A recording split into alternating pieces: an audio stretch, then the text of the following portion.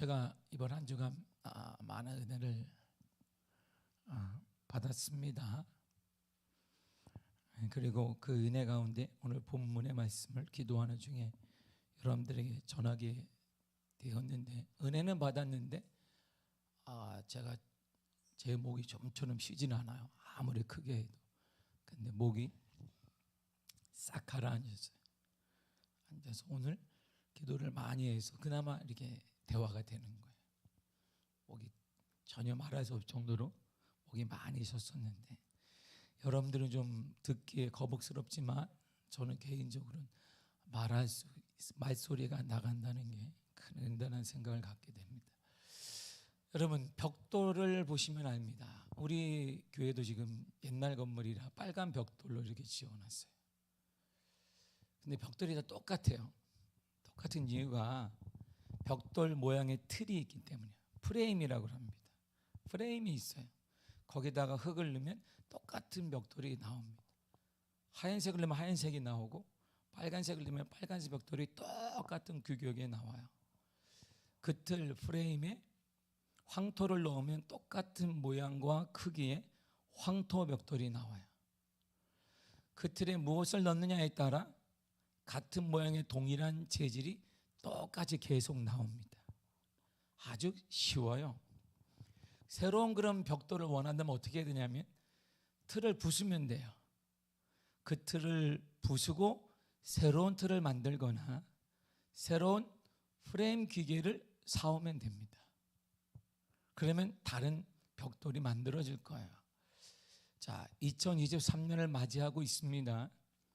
우리는 늘상 믿건 안 믿건 사람들은 바라는 게 있어요. 2023년도에는 이렇게 되기를 원합니다. 달라졌으면 좋겠습니다. 신선해졌으면 좋겠습니다. 가정도 달라졌으면 좋겠습니다.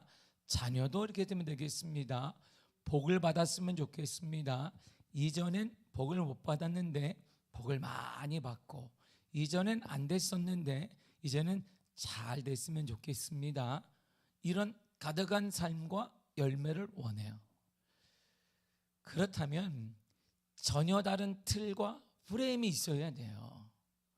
지금까지의 우리의 프레임, 틀의 결과가 바로 우리의 모습이에요. 그렇다면 해가 바뀌어도 잠시 연초에 여러분들을 스스로 위로할 뿐이지 인생은 전혀 바뀌지 않습니다. 가정은 전혀 바뀌지 않습니다. 우리 교회도 변화가 일어나지 않아요.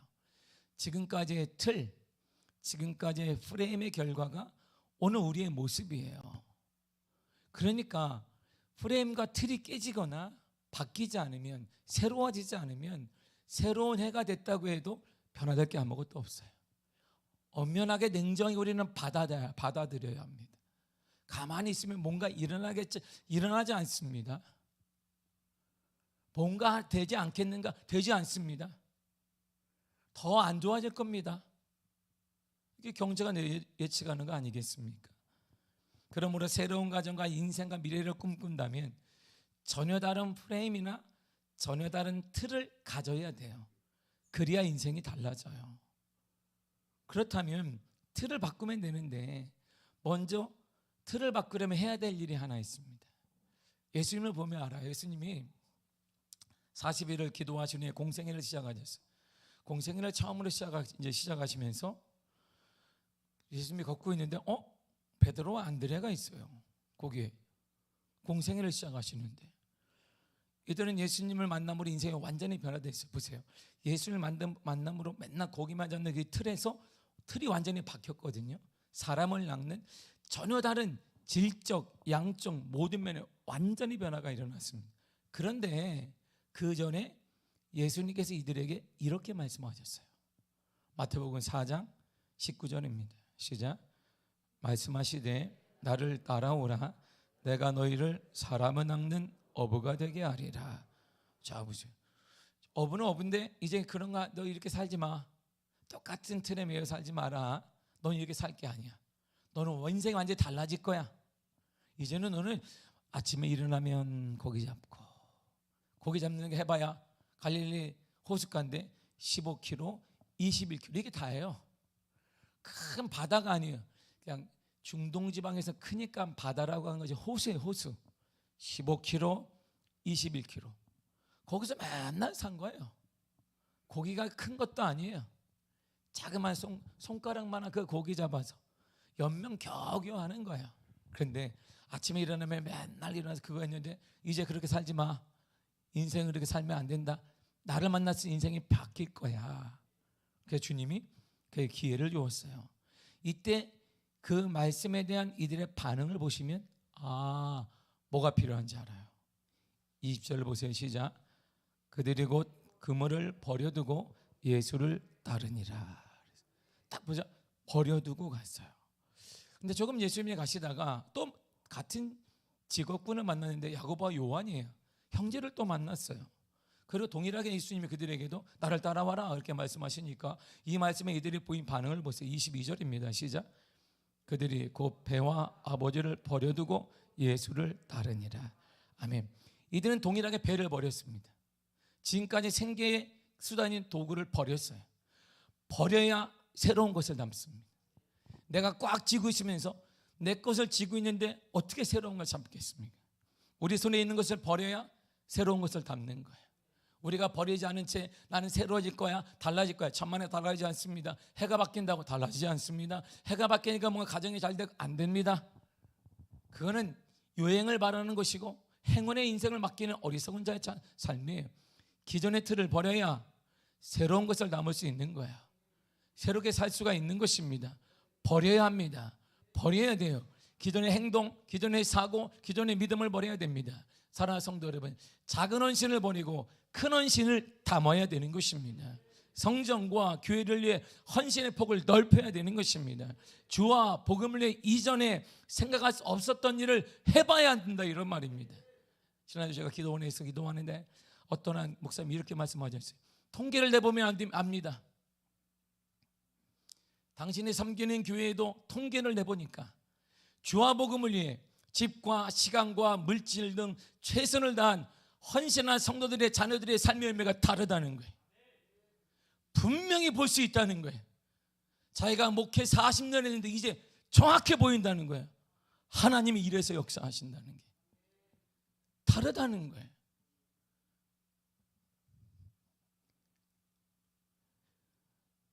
작은 헌신을 버려야 돼. 지금까지 우리가 했던 걸 똑같이 반복하면 이게 우리의 모습이 이어져 갈 뿐이고 우리 다음 세대의 모습도 똑같을 것입니다. 작은 믿음을 버려야 돼요. 믿음대로 되는 것입니다. 큰 믿음을 가지시길 바랍니다. 사도들이 원했던 것은 주님 나에게 용기를, 주님 나에게 물질을 원하는 게 아니라 주님 더 큰 믿음을 주옵소서 그랬어요. 더 큰 믿음은 전적으로 순종하는 것입니다. 이해되지 않아도 순종하는 것입니다. 하나님의 방법에 내가 따라가는 것입니다. 내가 이해되면 그건 늦은 것입니다. 내가 이해되지 않아요. 그런데 이 시대는 이해되지 않아요. 그런데 하나님 말씀이면 따라가는 것입니다. 그리고 작은 기도를 버려야 됩니다. 이제 깊은 기도의 시간을 가져야 되는 것입니다. 이제는 하지 못했던 기도에 도전해야 되는 것입니다. 더 깊게, 더 길게 기도의 하나가 되시기를 바랍니다. 적당히 기도하네 뭔가 잘 될 것이 되지 않습니다. 우리 인생에 만만한 게 아닙니다. 내가 23년이니까 뭔가 되지 않습니다. 요행을 바라는 거예요. 그건 우리 가정을 사랑하는 자녀들을 사랑하는 교회를 어떻게 요행에 맡기겠습니까? 하나님도 원하는 거 아닙니다. 정말 여러분 인생이 2023년을 맞아 우리의 자녀들이, 내 삶이, 우리의 교회가 잘 되기를 원하고 부흥하기를 원한다면 기도에 몰입해야 되는 것입니다. 이전에 하지 못했던 그 기도, 지금까지 하지 못했던 기도에 우리 인생을 몰입해야 돼요. 더 깊고 더 길게 기도하시기를 바랍니다. 이래야 달라지는 거예요. 우리가 그래 버렸다면, 우리 것을 버렸다면 그 버려진 자리, 빈자리에 성령의 역사로 채워야 됩니다. 근데 성령의 역사는요 폭포수와 같아요. 제가 미국에 있을 때 한국에서 친구들이 놀러 오면 늘상 거기 어딘지도 내가 사는 데가 어딘지도 모르고 친구가 이제 몇 번 와요. 놀러 오면 어디 가고 싶냐 그러면 나이아가라 폭포. 우리 동네에서 나이아가라가 몇 시간인지 아냐 그러니까 몰라. 가고 싶대. 진짜 가고 싶냐? 타. 그러면 친구가 타요. 자, 타는데 화장실 빼고는 아무것도 안 들린다.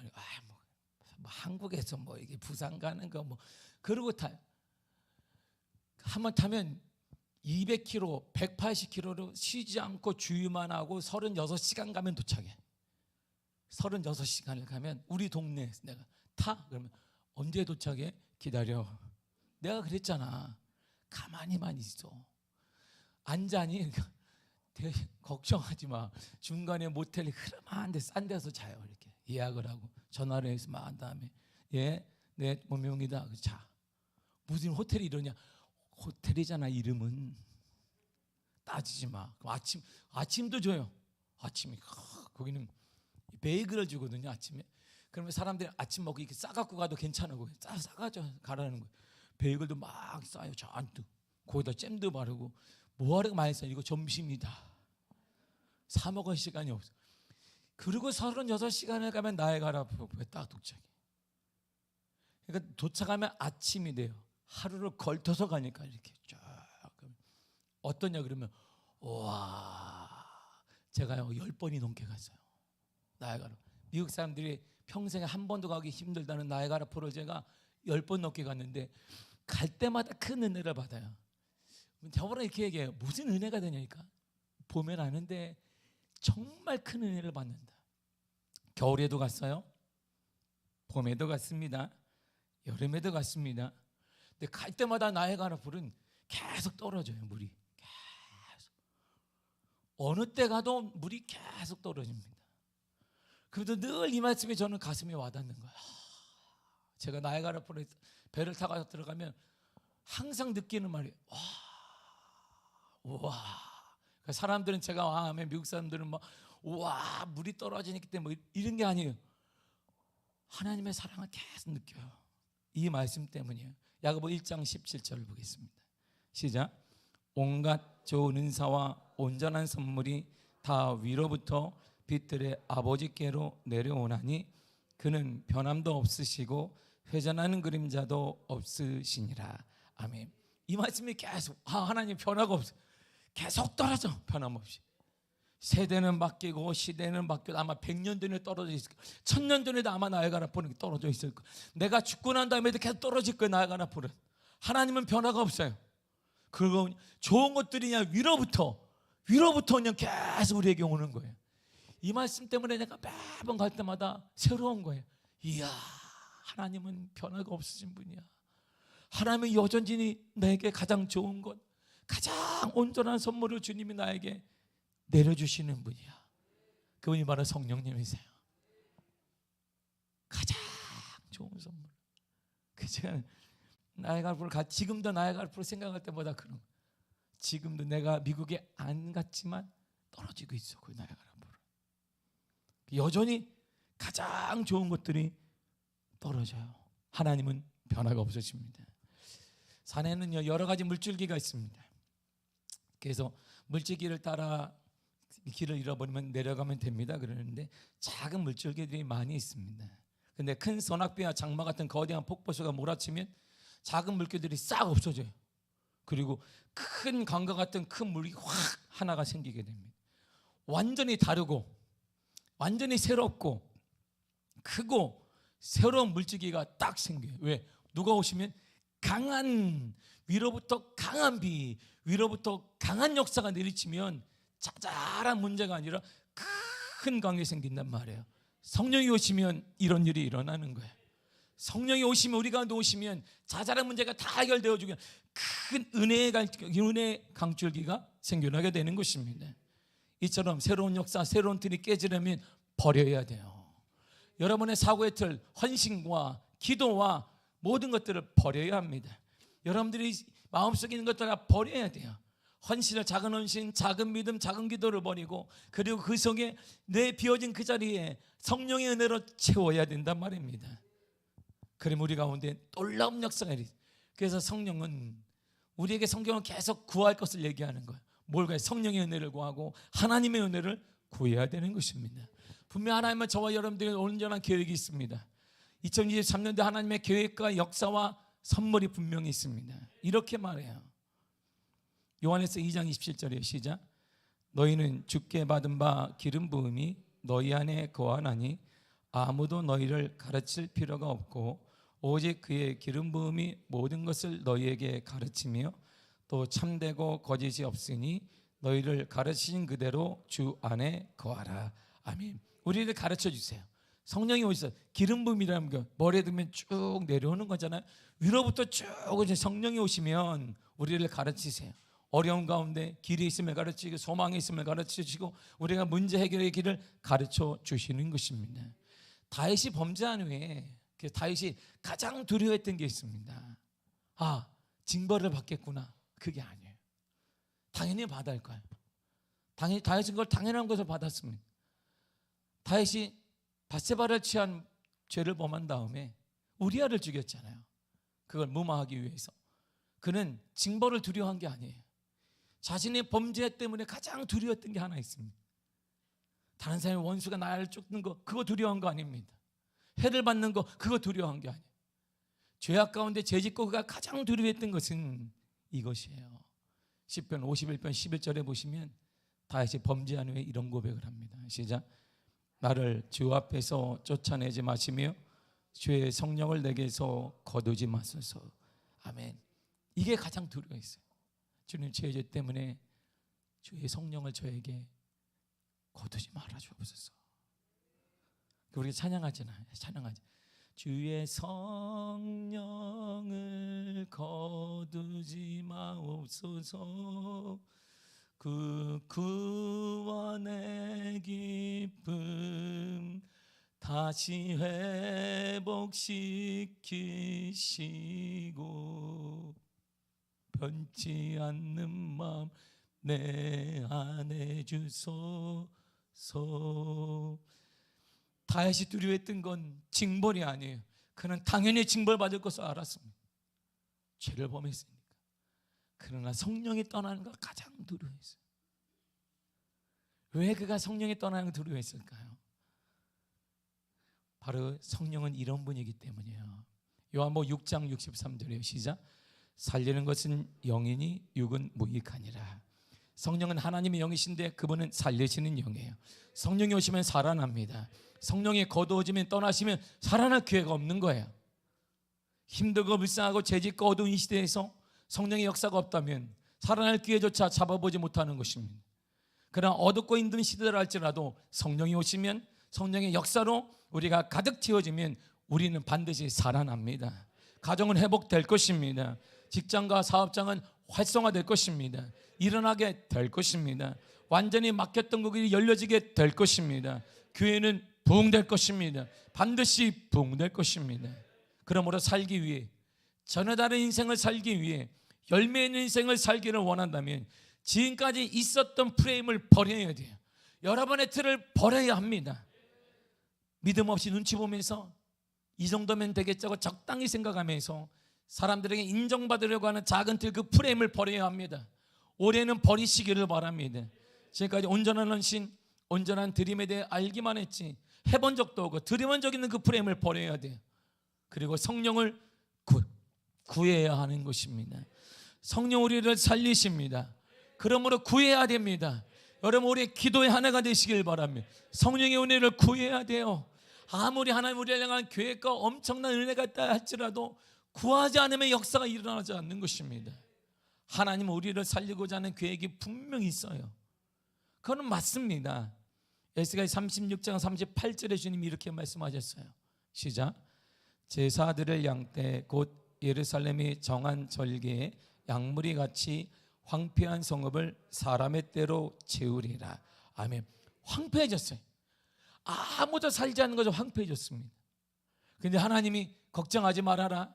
내가 그들이 사람의 때로 채울 것이다. 사람의 때로 채운다는 건 살만한 곳이 된다는 것입니다.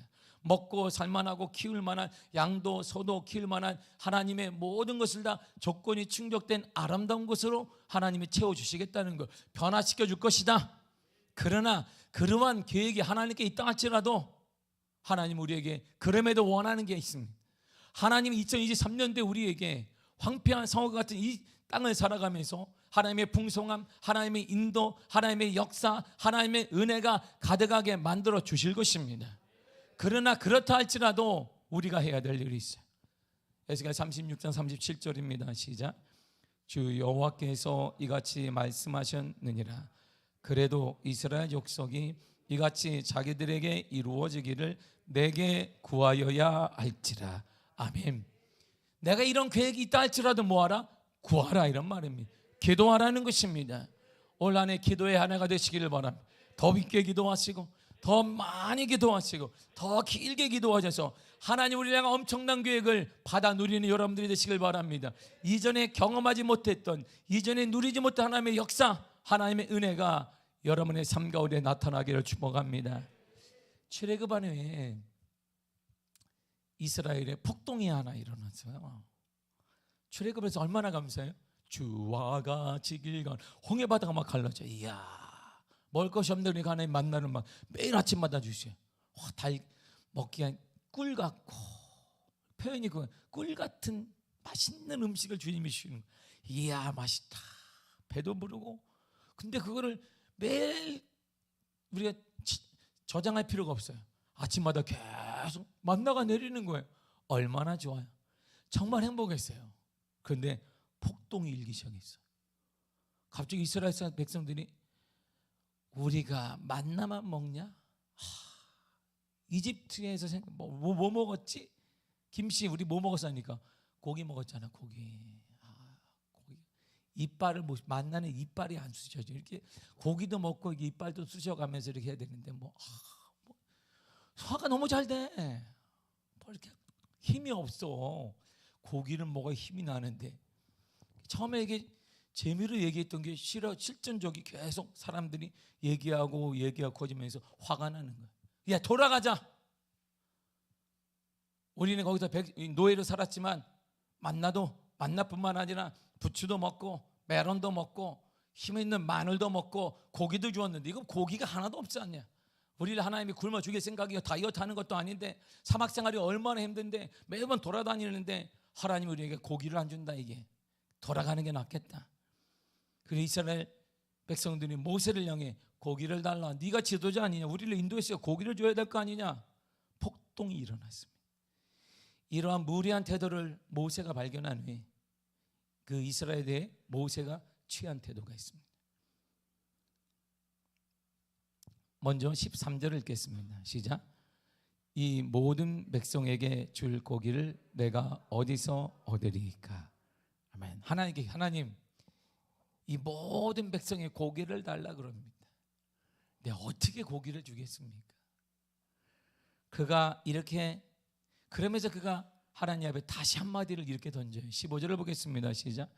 구하옵나니 내게 은혜를 베푸사 즉시 나를 죽여 내가 고난당함을 내가 보지 않게 하옵소서. 아멘. 주님, 저 사람들은 안 됩니다. 전혀 안 됩니다. 폭동을 일으키고 나를 죽이려고 합니다. 주님께서 제게 은혜를 주신다면 저를 죽여주세요. 더 이상 이 사람들의 죄를 보지 않게 해주달라고 기도를 하게. 나를 죽여달 이런 기도는 모세만 했어요. 하나님 살려주세요가 아니라 나를 죽여주세요. 나를 죽여서 더 이상 저 사람들의 죄를 보지 않고 판단하지 않고 죄에 물들지 않게 해주세요. 이 백성과 저는 절대 함께하지 않을 것입니다. 이렇게 반응할 수밖에 없었던 이유가 다음에 모세의 항변에서 나와요. 21절과 22절이에요. 시작.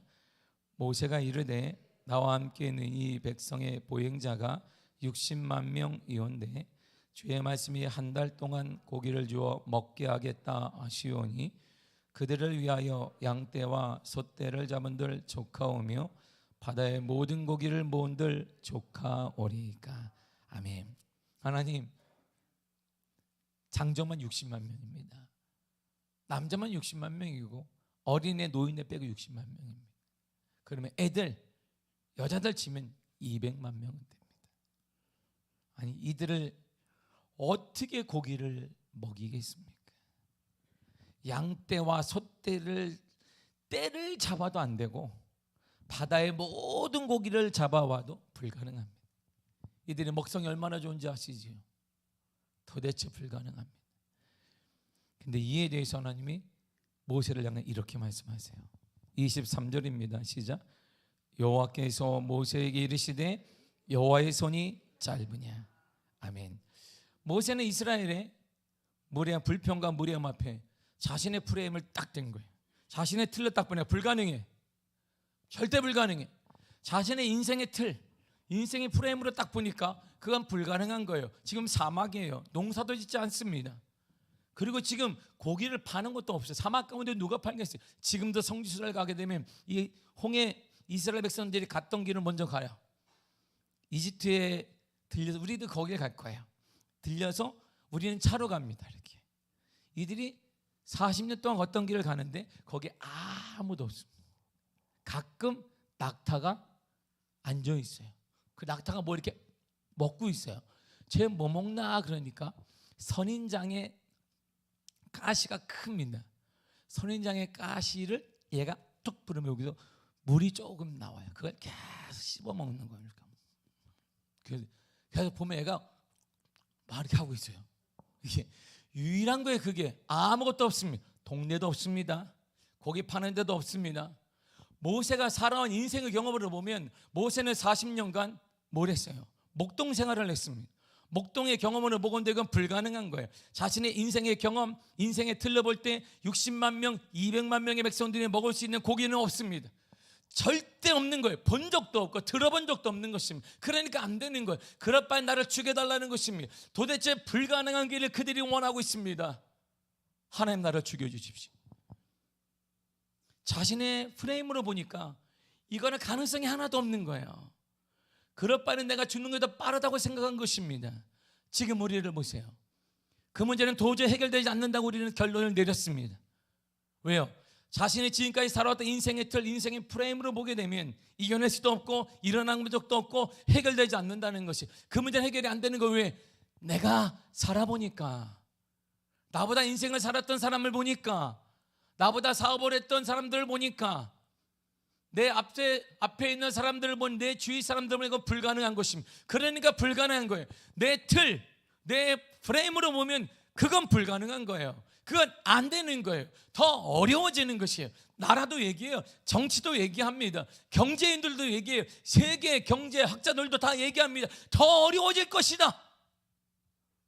안 되는 거지. 나 같은 사람은 어떻게 해? 안 되는 거예요.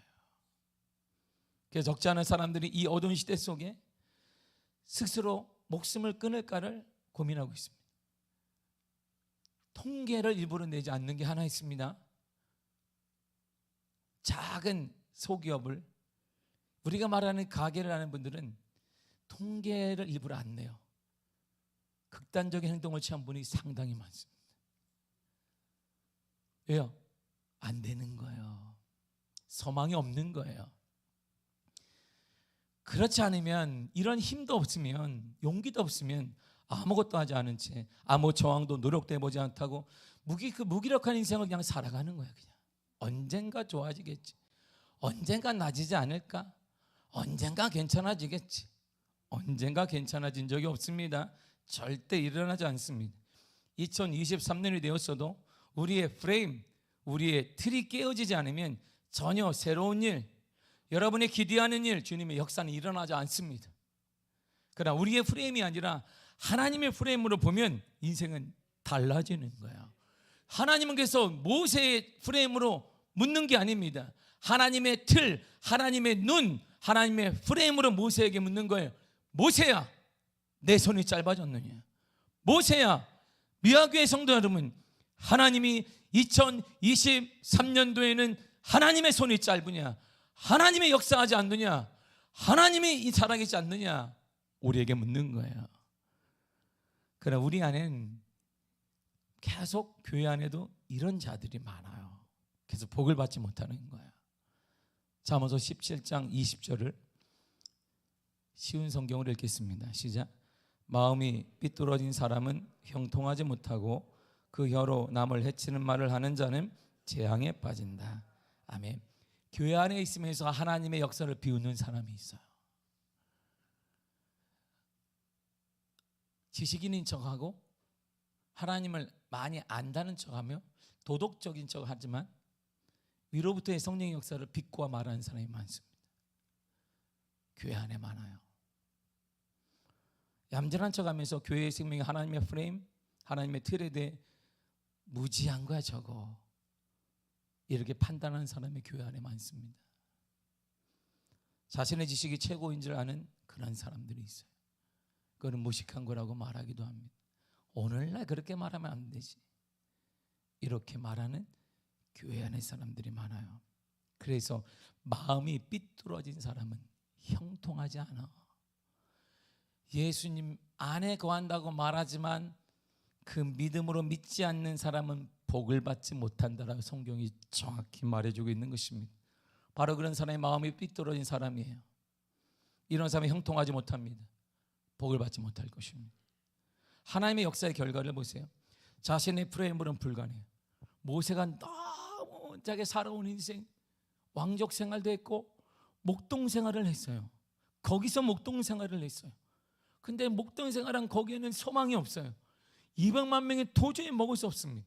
근데 하나님은 먹겠다라고 먹일 수 있다라고 했는데 그것도 믿지 못하는 거예요. 하나님은 지금도 된다라고 하는데 우리는 그것도 믿지 못하는 것입니다. 그러나 하나님의 프레임에 그걸 믿으면 결과는 이런 거예요. 31절을 다 같이 읽겠습니다. 시작. 바람이 여호와에게서 나와 바다에서부터 메추라기를 몰아 진영 곧 이쪽 저쪽 곧 진영 사방으로 각기 하루길 되는 지면이 귀빗쯤에 내리게 앉으라. 아멘. 자, 이스라엘 백성들이 쳤잖아요. 이렇게 딱 텐트를 쳤어요. 이제 자신들이 12지파가 쳤습니다. 그런데 사방으로 봐라. 동, 서, 남, 북. 하루길이 30km예요. 30km예요. 30km를 쭉 내가 메추라기 어떻게 주냐면 바람이 확 불어올 거야. 메추라기가 떨어질 거야. 그런데 진영 사방으로 두 기빗이 1m입니다. 1m니까 내가 키가 크니까 이제 내 거예요. 이 정도로 30km까지 쫙 깔아놓겠다는 거예요. 메추라기를 먹어라. 메추라기를 그걸 이스라엘 백성들이 먹었어요. 모세는 불가능한 거예요. 자신의 생각과 경험으로는 불가능한 거예요. 도대체 이런 일이 나오지 없는 거예요. 하나님 메추라기를 바람을 이렇게 저 동네에 있는 저쪽에 있는 다른 나라에 있는 메추라기까지 다 몰아왔단 말입니다. 누구를? 이스라엘 백성들을 위해, 믿음의 사람들을 위해, 사랑하는 자녀들을 위해 말입니다. 그리고 나서 1m 되는 길로 30km를 사방으로 쫙 깔아놨어요. 먹어라. 코에서 냄새가 나고 이제는 고기 좀 그만 달라고 할 때까지 먹으라고 하나님이 허락하여 주신 것입니다. 사랑하는 성도 여러분, 올해는 2023년도에 하나님의 거룩한 역사가 반드시 이렇게 일어날 것입니다. 여러분의 프레임으로 교회 부흥되는 거 아닙니다. 여러분의 틀로 가정이 회복되는 거 아닙니다. 하나님의 눈, 하나님의 프레임을 내가 받아들이면 역사가 달라질 것이고 교회는 부흥될 것이며 가정은 살아나며 부흥의 역사가 일어나게 될 것입니다. 그래서 신앙의 목표를 정확히 알아야 돼요. 신앙의 목표가 뭘까요? 여러분, 제가 속으로 살펴보세요. 신앙의 목표가 뭐예요? 신앙의 목표가 뭡니까? 주님과의 관계가 더 깊어지는 것, 이게 신앙의 목표예요. 신앙의 목표는 목사가 되는 거 아닙니다. 신앙의 목표는 다른 게 아니에요. 목사도 신앙의 목표가 있으면 저에게도 주님과의 관계가 더 깊어지는 거야. 나머지는 다 부차적인 거예요. 나머지는 다 부차적인 거예요. 이걸 사도 바울이 깨달았어요. 이걸 깨닫자 사도 바울에게 역사가 확 일어났습니다. 죽은 자가 살아나고 사도 바울의 수건만 만져도 질병이 치던 역사가 일어났어요. 이 진리를 깨달았어요. 진리가 뭘까요? 사도 바울이 이렇게 말했습니다. 빌립보서 3장 8절입니다. 시작. 또한 모든 것을 해로 여기면 내 주 그리스도를 아는 지식이 가장 고상하기 때문이라. 내가 그를 위하여 모든 것을 잃어버리고 배설물로 여기면 그리스도를 얻고. 아멘. 그리스도를 아는 것, 관계가 더 깊어지는 것이 가장 고상한 거예요. 나머지는 그러고 보니까 부차적인 거예요. 다 배설물인 거예요. 사도 바울이 이걸 깨달았습니다. 주님을 더 깊게 아는 것, 이것이 가장 고상한 거예요. 예수님의 관계가 더 깊어지는 거 바로 그 신앙의 목표의 가장 고상한 삶입니다. 나머지는 배설물이 나는 거예요. 이렇게 예수를 만났더니 사도 바울에게 그때부터 동역자가 붙고 물질이 붙고 우리가 사업으로 말해 형통하게 되고 일어나게 되고 살리는 역사가 나타나게 되어졌던 것입니다. 주님과 관계가 더 깊어진 사람은 늘 이런 고민을 합니다. 여러분이 이런 고민을 하는지 모르겠어요. 이 사람이 바로 주님과 관계가 깊어진 사람이에요. 어떻게 하면 주님을 더 기쁘시게 할까? 어떻게 하면 하나님을 더 기쁘시게 할까? 이게 주님과의 관계가 깊어진 사람이 하는 생각이에요. 어떻게 하면 성공할까? 어떻게 하면 자녀를 모르게 해줄까? 어떻게 하면 뭐 이런 게 아니에요. 어떻게 하면 주님을 더 기쁘시게 할까? 이게 사도 바울의 삶이었어요. 단지 이것만을 원했는데 사도 바울에게 하나님은 물권과 인권과 축복을 주셨고 바로 이것만을 솔로몬이 원했어요. 주님의 마음을 갖기를 원합니다. 그랬더니 그가 구하지 않았던 부와 명예와 생명과 모든 것을 솔로몬에게 허락하셨습니다. 이것이 삶의 목표를 삼아야 돼요. 그래 인생이 달라지게 됩니다. 주가 나와 동행을 하면서 나를 친구 삼으셨네. 보세요. 찬양상가가 얼마나 아름다워요. 나를 뭘로 삼았다? 친구로 삼아줬다는 거예요. 누가? 주님이. 그리고 가장 아름다운 가사 나오잖아요. 우리 서로 받은 그 기쁨은 알 사람이 없도다. 우리 서로 받은 그 기쁨은 알 사람이 없도다. 할 사람이 없네. 할 사람이 없지. 할 사람이 없는 거야. 할 사람이 없지. 정말 알 사람이 없는 거지. 알 사람이 없는 거야. 하나님께 받은 그 사랑 알 사람이 없는 거지.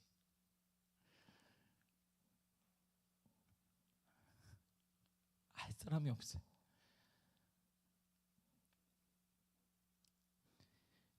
우리 서로 받은 그 기쁨은 알 사람이 없도다.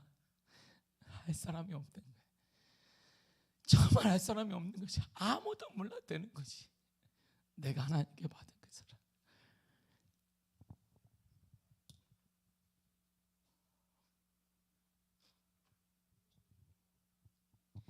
저는 목회하면서 늘 후배 목사님들이나 동기들이나 동역자들이 이렇게 말해요. 마음 맞는 사람 세 사람만 있으면 세상을 구할 수 있어요. 목사님 세 사람 있습니까? 저는 여기 와서 늘상 그게 다른 게 아니에요. 하나님 무슨 뭐 성도가 많아 아닙니다. 전 세 사람만 보내주시면 돼요. 세 사람만 함께하면 됩니다. 마음 맞는 사람 세 사람만 있으면 세상을 저는 구할 수 있습니다. 귀에는 폭발적으로 부어할 것입니다. 그래서 이제 세상 사람들은 마음 맞는 사람이 주위에 있는가를 묻기도 합니다. 세상을 구할 수 있습니다. 제 목회를 돌아보면 늘 그랬습니다. 과연 내게는 부흥을 함께 견인할 세 명의 동역자가 있는지 늘 저는 묻습니다. 다니엘을 보세요. 다니엘이 신앙을 유지했던 건 서다름에서 아벳느고 세 사람 때문이에요. 예수님이 끝까지 겟세마네 동산까지 데리고 간 사람은 세 사람이에요. 베드로, 야고보, 요한입니다. 여러분의 세 사람이 있습니까? 그 세 사람이 있습니까? 그 사람은 성공한 사람이에요. 세상을 구하게 될 것입니다. 지금 돌이켜보면 제가 늘 마음 맞는 세 사람이 있었어요. 제가 29살에 처음 목회할 때 아무것도 몰랐어요. 목회가 뭔지도 몰랐습니다. 철도 없었어요. 3년이 넘어가면서 마음에 맞는 세 사람이 모였어요. 그들이 신앙생활을 지금 서울 한국에 사고 있습니다. 그래서 도저히 부흥될 수 없는 그곳에서 부흥되었고 역사가 나타났습니다. 10월부터 눈이 내리고 다음에 5월 초까지 눈이 내리는 기회만 있으면 떠나라고 하는 한인 소수가 모여있던 그 땅, 영하 20도에서 40도의 땅에도 마음 맞는 사람과 함께 60년이 넘어서 다 무너져가는 그 교회를 가장 부흥하게 만들었습니다. 이후 서로 마음에 맞는 장로님 두 분과 함께 교회를 개척했는데 놀라운 부흥을 맛보았습니다. 저는 그래서 지금도 몰라요. 청년이든 노인이든 장년이든 어린이든 마음 맞는 사람 세 사람만 있으면 교회는 반드시 부흥된다, 살아난다. 짧은 20년의 담임 목회 생활을 통해 뼈저리게 와닿고 느끼는 것입니다. 마음에 맞는 사람, 주님은 당신의 마음에 맞는 사람과 일하시고 그 사람에게 기적과 역사를 맡기시며 세상을 한 나라를 구원하여 주시는 것입니다. 사도행전 13장 22절이 이렇게 말합니다. 시작. 다윗을 왕으로 세우시고 증언하여 이르시되 내가 이새의 아들 다윗을 만나니 내 마음에 맞는 사람이라 내 뜻을 다 이루리라. 아멘. 내 마음에 맞는 사람이야. 다윗은 내 마음에 맞는 사람이야. 그를 통해 무너져가는 이스라엘이 살아나요. 그를 통해 무너져간 가정이 살아납니다. 내게는, 우리 교회에는 이런 사람이 필요해요. 기존의 프레임을 과감히 믿음으로 버릴 수 있는 그 사람, 성령으로 가득 채워진 그 사람, 그래 지금도 하나님의 일하심을 전혀 의심하지 않고 반드시 우리와 함께 하셔서 승리케 하시며 역사를 이루시며 기적을 주시는 분으로 믿고 순종하는 그 사람, 그 사람이 세 사람만 있다면 교회는 부흥됩니다. 올해 그러한 역사가 일어날 것입니다. 여러분은 보게 될 것입니다. 가정도 마찬가지, 여러분들의 사업체도 마찬가지인 것입니다.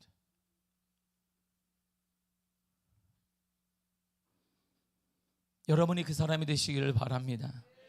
그래서 함께 2023년에 거룩한 부흥을 함께 일궈가기를 축복합니다. 지금도 여호와의 손이 짧지 않다. 여호와의 손은 절대 짧지 않습니다. 지금도 하나님은 일하십니다. 반드시 일하십니다.